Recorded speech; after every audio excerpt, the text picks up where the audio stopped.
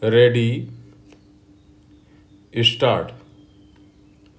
This is for the reason that administration and provisioning goods and services in a welfare state requires the government to deploy officers at different places and the exigencies of service take within its sweep the need to redeploy or transfer them from one place to another for myriad reasons, all intended to subserve the purpose of the state. Full stop. All these decisions are transfers in public interest. Full stop. On the other hand, where a transfer is sought at the request of the officer and if the government is satisfied with the genuineness of the request, it may accept the request and direct transfer. Full stop. This is fairness in action as governmental power accommodates, as it must, human needs and vulnerabilities. Full stop. However, this kind of transfer, effected at the request of the officer, does not partake the character of a transfer made in the public interest. Full stop.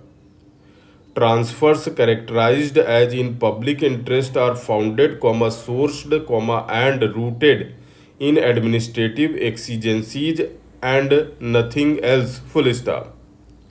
Effecting or transferring employees at their behest is equally important, but exercise of that power and discretion is to subserve a different cause or a value, which is distinct from transfer in public interest. Full stop.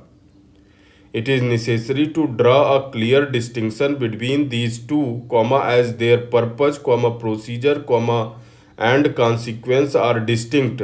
Full stop. This distinction is in fact recognized and incorporated in the rules. Full stop.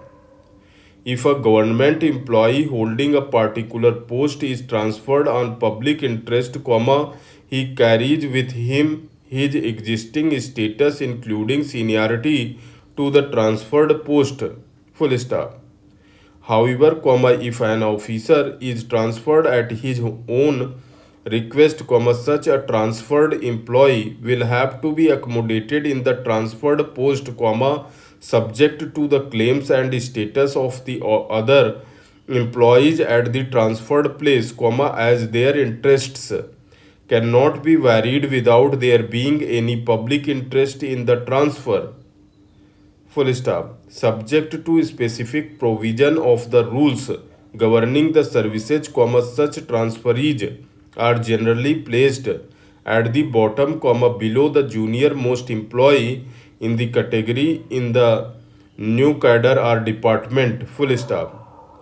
In service jurisprudence, the general rule is that if a government servant holding a particular post is transferred to the same post in the same cadre, the transfer will not wipe out his length of service in the post till the date of transfer, and the period of service in the post before his transfer has to be taken into consideration in computing the seniority in the transferred post.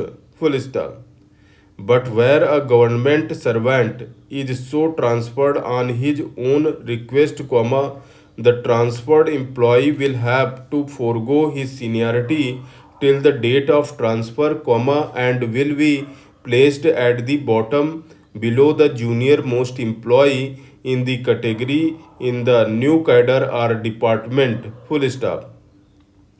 This is because a government servant getting transferred to another unit or department for his personal considerations, cannot be permitted to disturb seniority of the employees in the department to which he is transferred, by claiming that his service in the department from which he has been transferred, should be taken into account. Full stop.